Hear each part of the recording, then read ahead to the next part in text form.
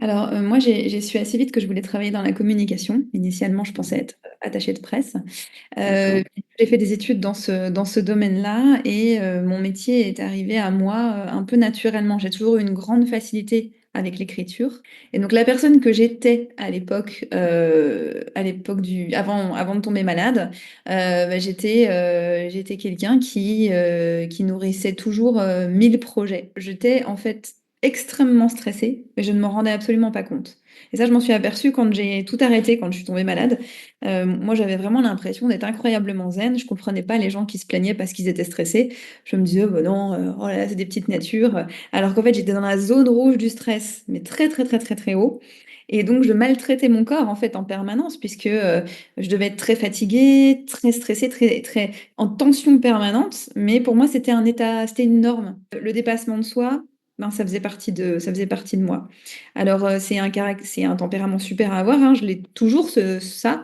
Simplement, il faut savoir d'où ça part à l'intérieur de nous. Et je pense que je faisais davantage en sorte de faire plaisir aux autres et à de répondre à des injonctions, qu'elles soient réelles ou imaginaires, plutôt qu'à répondre Mhm. à ce que je voulais profondément faire moi.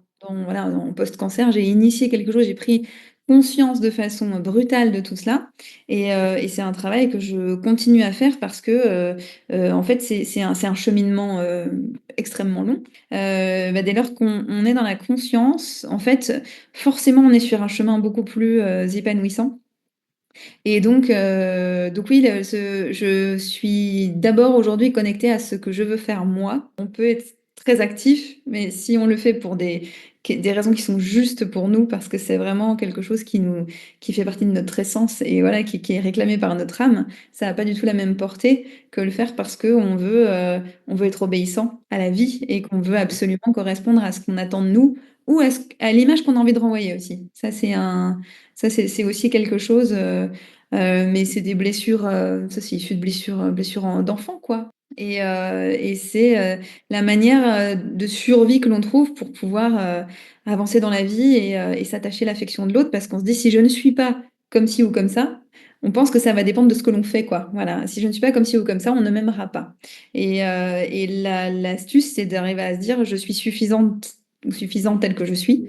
Et c'est nourrissant pour les autres et c'est nourrissant pour moi aussi. Voilà. Et effectivement, c'est dans le silence et l'écoute de soi, en fait, il faut être énormément connecté à son corps. Et le corps, bah, ça se traduit aussi dans les maladies. Notre corps est notre boussole. Et donc, typiquement, ça, c'était moi, ma conviction. Je n'ai pas eu un cancer pour rien. Pour moi, c'est mon corps qui m'a donné une alerte rouge énorme pour m'obliger à arrêter mon fonctionnement. Et le corps nous donne plein de messages en permanence. Des maux chroniques, des choses qui viennent nous perturber régulièrement. Moi, quand j'ai des très grosses tensions musculaires aujourd'hui, je sais qu'il y a quelque chose qui ne va pas. Et c'est pas toujours facile. Et c'est quand je parlais de pause, moi, c'est vraiment quand je suis tombée malade et que j'ai tout arrêté, que je me suis rendu compte que je faisais à peu près tout pour des mauvaises raisons. Et c'est précisément parce que je me suis arrêtée. Et donc, je trouve que dans ces espaces de pause que l'on peut s'octroyer sans être obligé de tomber malade, c'est quand même mieux.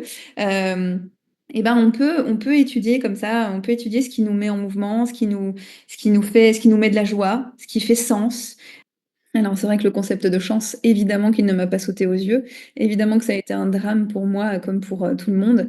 Ça reste une épreuve terrible et c'est en sortant de cette expérience que j'ai pu commencer à prendre du recul et à me dire, ah mais finalement c'était une chance parce que j'ai réalisé que je m'étais un petit peu fabriqué cette maladie malgré moi, mais que du coup si j'avais eu le pouvoir de me la fabriquer, j'avais aussi le pouvoir d'agir sur ma guérison en partenariat avec les médecins.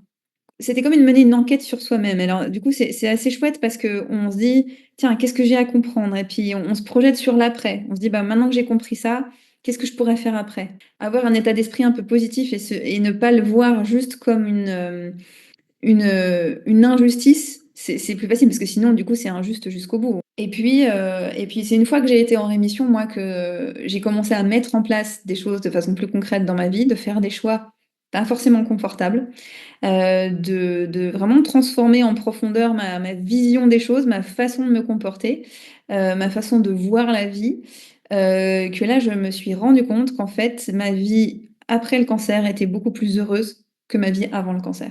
Donc j'ai fait plus de tri, j'ai peut-être aussi remis le travail à une place moins prépondérante, encore qu'aujourd'hui, ça reste quelque chose d'épanouissant pour moi parce que c'est un lieu d'épanouissement et c'est un terrain que je veux, satisfaisant, mais c'est moins le centre de toute mon existence. Voilà, on doit prendre soin de sa santé, certes physique, bien sûr, bien manger, bouger et cetera, évidemment, mais surtout la santé mentale, voilà, qui est primordiale.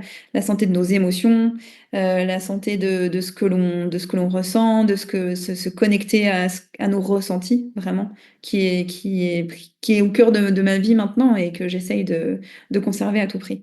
J'ai toujours écrit, comme je le disais, mais j'écrivais pour les autres et finalement, bah, voilà, je me suis dit: «Eh bien, en fait, c'est pour moi que j'ai envie d'écrire» et donc, ben, l'expérience du cancer m'a permis de concrétiser ce premier livre.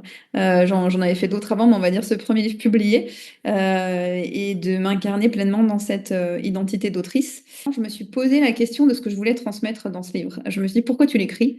Et je l'écris parce que je voulais qu'à travers mon témoignage et mon récit, des personnes puissent s'identifier en miroir et se dire: «Ah mais oui, moi aussi ça me fait réfléchir» et sachant que dans le livre Mon cancer, quelle chance, j'ai été beaucoup plus loin. J'ai même pas parlé de la maladie en tant que telle, j'ai plutôt parlé de ce que ça a, généré, de ce que ça a occasionné dans ma vie, de ce que ça a transformé. Donc en cela, il y a plusieurs personnes qui m'ont dit d'ailleurs que c'était presque dommage qu'il y ait cancer dans le titre parce que c'était plus un livre de développement personnel global que forcément lié à la maladie. C'est le cancer qui est le point de départ, mais en fait, il n'est pas question que de cancer dans ce livre. C'est le conseil que je donnerais à tout le monde.